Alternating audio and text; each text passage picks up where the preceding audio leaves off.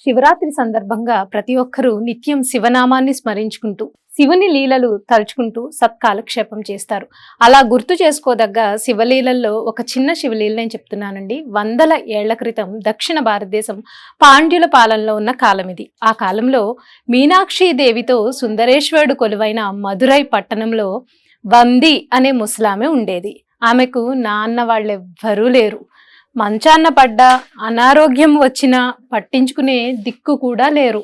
అయినా వంది ఎప్పుడూ కూడా ఆమె ధైర్యాన్ని కోల్పోలేదు.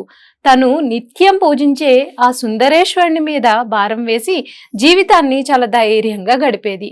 ఆ మహాదేవుణ్ణి తలుచుకుంటూ పుట్టు అనే ఆహార పదార్థం, అంటే కేరళలో చేసుకునే ఒక ఆహార పదార్థాన్ని మొదటి ముద్ద శివునికి నైవేద్యంగా తినిపించి మిగిలిన దాన్ని అమ్ముకునేదనమాట. ఆ అమ్మగా వచ్చిన డబ్బులతో కాలక్షేపం చేస్తూ ఆమె తన జీవితాన్ని గడిపేది.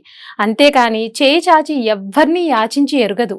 వంది వృద్ధాప్యం ఇలా గడుస్తూ ఉండగా మదురై చెంతనే ఉన్న వైగై నదికి విపరీతమైన వరదలు వచ్చేశాయి. ఆ వరదలకి మదురై పట్టణం మొత్తం మునిగిపోయింది.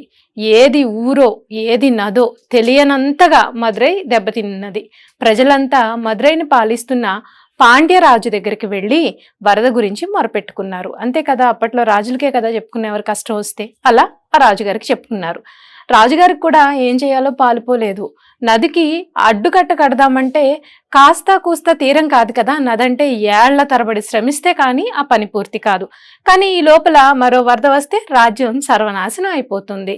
అందుకని ఆయన ఒక ఉపాయాన్ని ఆలోచించి పట్టణంలో ఉన్న కుటుంబాలన్నీ కలిసి వరద ముప్పిని తప్పించేందుకు ఓ అడ్డుకట్టను నిర్మించాలి, ప్రతి ఒక్కరూ పలుగు పార పట్టుకుని పనిలోకి రావాల్సిందే, ఒకవేళ పనిచేసే ఓపిక లేకపోతే తన బదులు ఇంకో కూలీతో పని చేయించుకోవాలి అని ఆదేశించారు.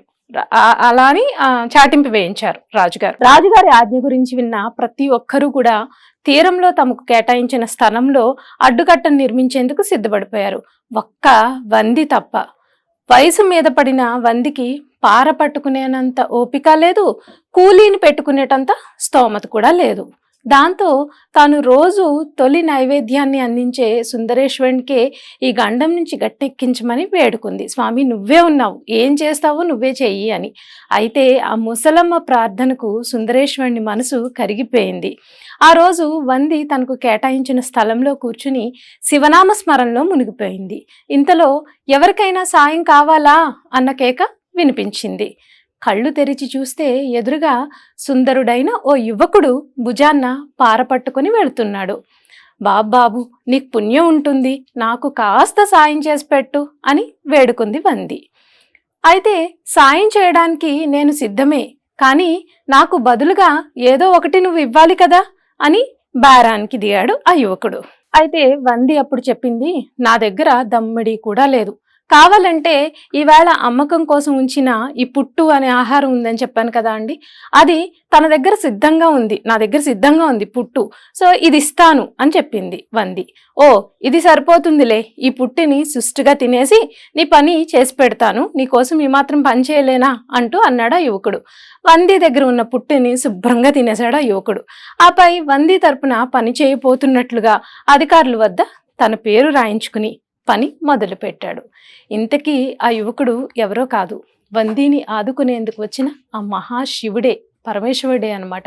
శివుడు తలుచుకుంటే నదికి అడ్డుకట్టను కట్టడం ఓ లెక్క, కానీ తన భక్తురాలితో కాసేపు గడపాలనుకున్నాడేమో. ఆడుతూ పాడుతూ పని చేయసాగాడు. ఒక గంట పని చేస్తే ఒక గంట గుర్రు పెట్టి నిద్రపోయేవాడు. అలా ఆ యువకుడు పని మానేసి చెట్టు కింద నిద్రపోవడం అధికారుల కంట పడనే పడింది. అతగాడిని సమీపంలో ఉన్న రాజుగారి చెంతకు తీసుకుపోయారు. తన కోసం పనిచేస్తున్న ఆ యువకునికి ఏమవుతుందో అని భయపడుతూ వంది కూడా అక్కడికి చేరుకుంది. ఆవిడ చాలా ఆతృతతో చూస్తుంది. అయితే నీ అశ్రద్ధ క్షమార్హం కాదు, కొరడా తగిలితే కానీ నీ నిద్రమత్తు పోదు అంటూ అతన్ని కొరడాతో దండించమని ఆజ్ఞాపించారు రాజు.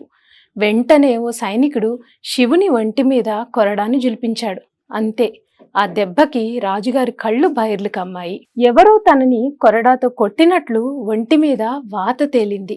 కళ్ళు తెరిచి చూసేసరికి ఎదురుగుండా ఆ యువకుడు లేడు. వంది భక్తికి వశుడైన ఆ శివుడే యువకుని రూపం దాల్చాడని అర్థమైన ఆ రాజుకి ఆమె ముందు మోకరిల్లాడు. వంది భక్తితో కోరుకున్నందుకు వచ్చాడు. రాజు ముందర ఆమె కోసం కొరడా దెబ్బకు కూడా సిద్ధమయ్యాడు. తానెవరో రాజుకి చూపించి తన భక్తులకు అండగా ఉంటానని చెప్పాడు. ఇంతకీ ఆ కట్ట నిర్మాణం ఏమైందనే కదా. శివానుగ్రహంతో ఆ అడ్డుకట్ట అప్పటికప్పుడే పూర్తయిపోయింది. మరి ఆ శివయ్య అనుగ్రహం ఉంటే ఎటువంటి చింతలు మన దరి చేరవని చెప్పడానికి ఈ చిన్ని కథ. ఈ కథ మీ అందరికీ నచ్చుతుందని ఆశిస్తూ ఓం అరుణాచలేశ్వరాయ నమః.